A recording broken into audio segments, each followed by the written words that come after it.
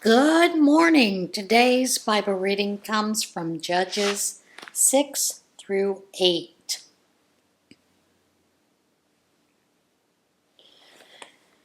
Okay. Yet again, the people of Israel went back to doing evil in God's sight. God put them under the dominion of Midian for 7 years. Midian overpowered Israel. Because of Midian, the people of Israel made for themselves hideouts in the mountains, caves, and forts. When Israel planted its crops, Midian and Amalek, the Easterners, would invade them, camp in their fields, and destroy their crops, all the way down to Gaza. They left nothing for them to live on, neither sheep nor ox nor donkey. Bringing their cattle and tents, they came in and took over, like an invasion of locusts, and their camels, past counting. They marched in and devastated the country. The people of Israel, reduced to grinding poverty by Midian, cried out to God for help. One time, when the people of Israel had cried out to God because of Midian, God sent them a prophet with this message. God, the God of Israel, says, I delivered you from Egypt. I freed you from a life of slavery. I rescued you from Egypt's brutality and then from every oppressor. I pushed them out of their way and gave you their land. And I said to you, I am God, your God. Don't for a minute be afraid of the gods of the Amorites, in whose land you are living. But you didn't listen to me. One day the angel of God came and sat down under the oak in Ophrah that belonged to Joash the Abiezrite, whose son Gideon was threshing wheat in the winepress out of sight of the Midianites. The angel of God appeared to him and said, God is with you, O mighty warrior. Gideon replied, With me, my master? If God is with us, why has all this happened to us? Where are all the miracle wonders our parents and grandparents told us about, telling us, didn't God deliver us from Egypt? The fact is, God has nothing to do with us. He has turned us over to Midian. But God faced him directly. Go in this strength that is yours. Save Israel from Midian. Haven't I just sent you? Gideon said to him, Me, my master? How and with what could I ever save Israel? Look at me. My clan's the weakest in Manasseh, and I'm the runt of the litter. God said to him, I'll be with you. Believe me, you'll defeat Midian as one man. Gideon said, If you're serious about this, do me a favor. Give me a sign to back up what you're telling me. Don't leave until I come back and bring you my gift. He said, I'll wait till you get back. Gideon went and prepared a young goat and a huge amount of unraised bread. He used over half a bushel of flour, put the meat in a basket and the broth in a pot, and took them back under the shade of the oak tree for a sacred meal. The angel of God said to him, Take the meat and unraised bread, place them on that rock, and pour the broth on them. Gideon did it. The angel of God stretched out the tip of the stick he was holding, touched the meat and the bread. Fire broke out of the rock and burned up the meat and bread while the angel of God slipped away out of sight. And Gideon knew it was the angel of God. Gideon said, Oh no, Master God, I have seen the angel of God face to face. But God reassured him, Easy now, don't panic, you won't die. Then Gideon built an altar there to God and named it God's Peace. It's still called that at Ophrah of Abiezrite. That night this happened. God said to him, Take your father's best 7-year-old bull, the prime one. Tear down your father's bald altar, chop down the Asherah fertility pole beside it. Then build an altar to God, your God, on the top of this hill. Take the prime bull and present it as a whole burnt offering, using firewood from the Asherah pole that you cut down. Gideon selected 10 men from his servants and did exactly what God told him. But because of his family and the people in the neighborhood, he was afraid to do it openly, so he did it that night.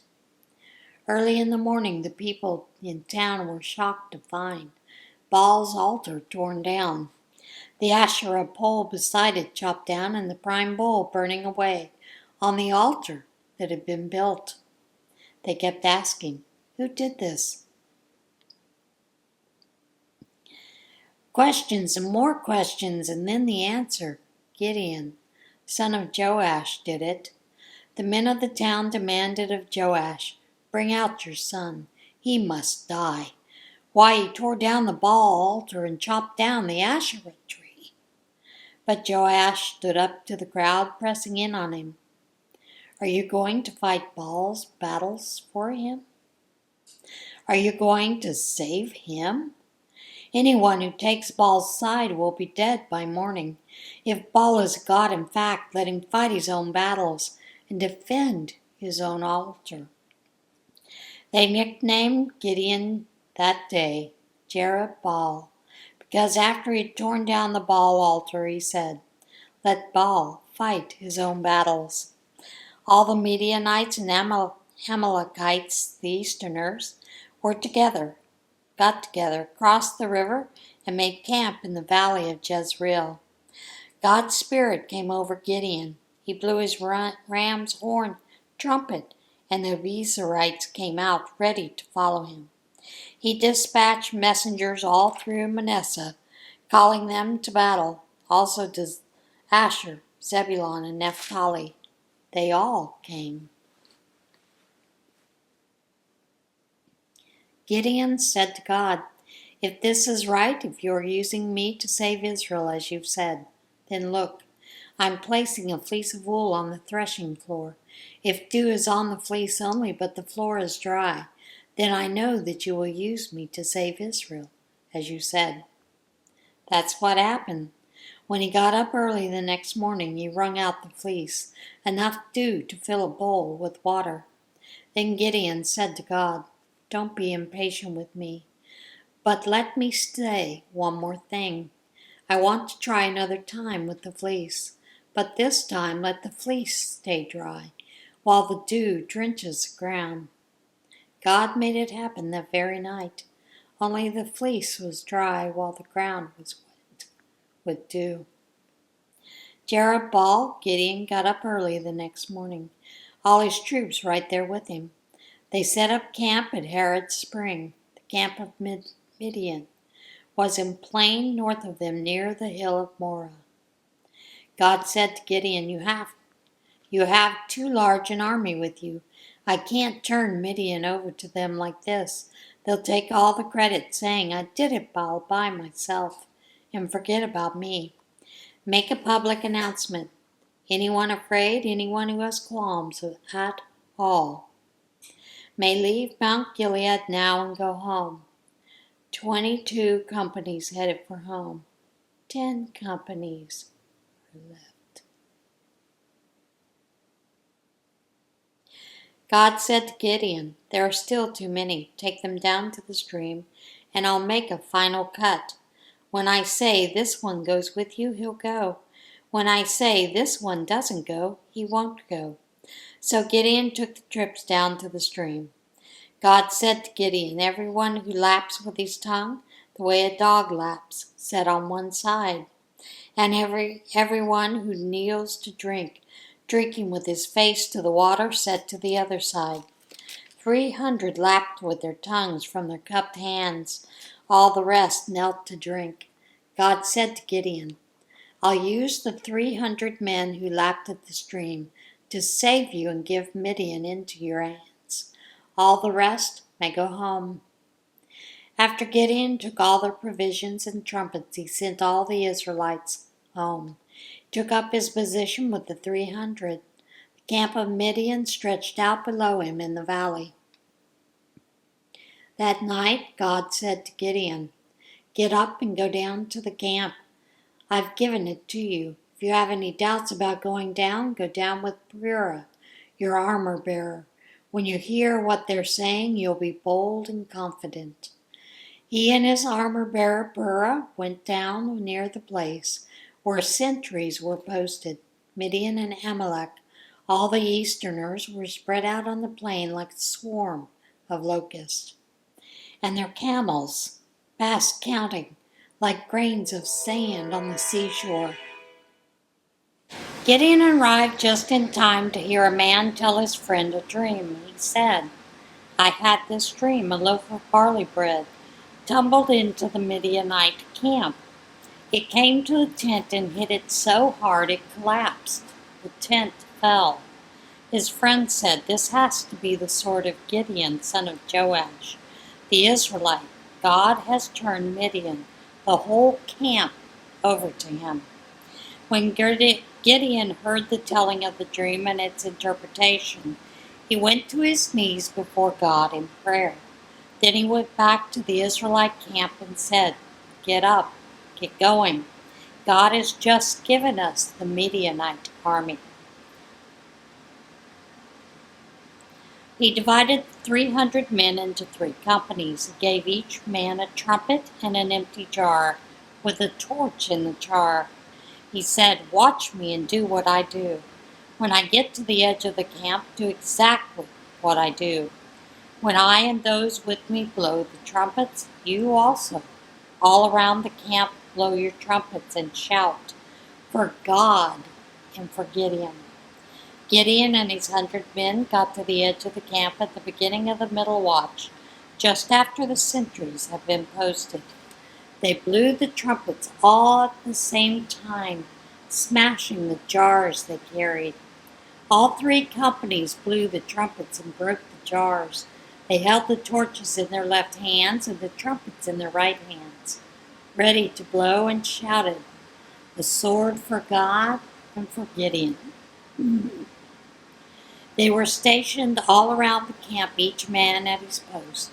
The whole Midianite camp jumped to its feet. They yelled and fled. When the 300 blew the trumpets, God aimed each Midianite's sword against his companion.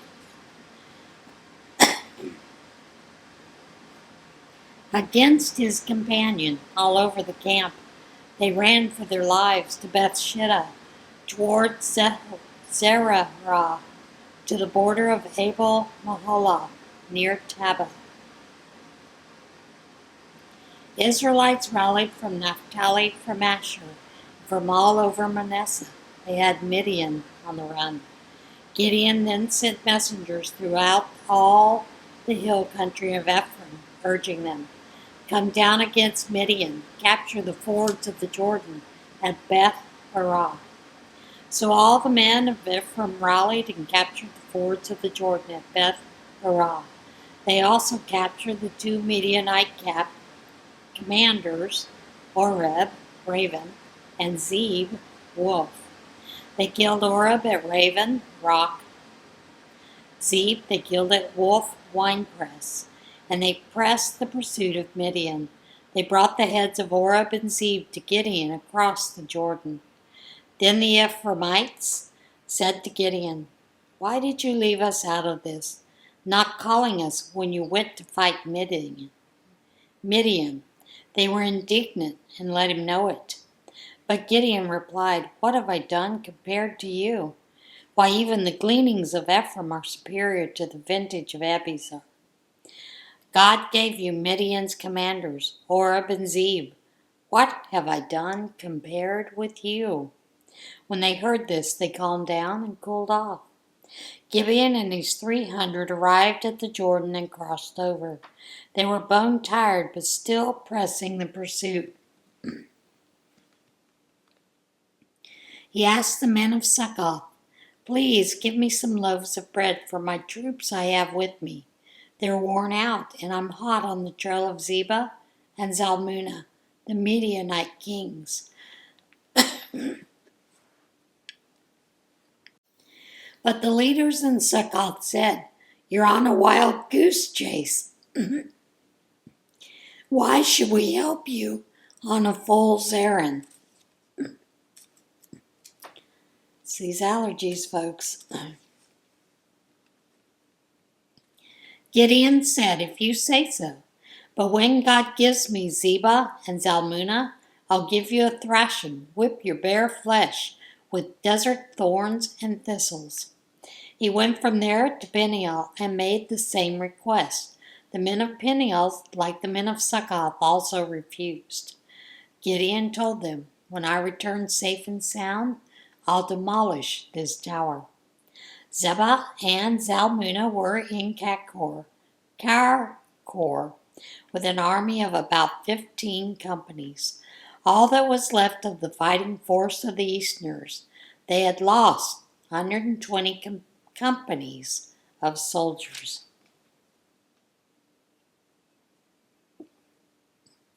Gideon went up the caravan trail east of Nobah and Jogbehah, found and attacked the undefended camp. Zebah and Zalmunna fled, but he chased and captured the 2 kings of Midian. The whole camp had panicked.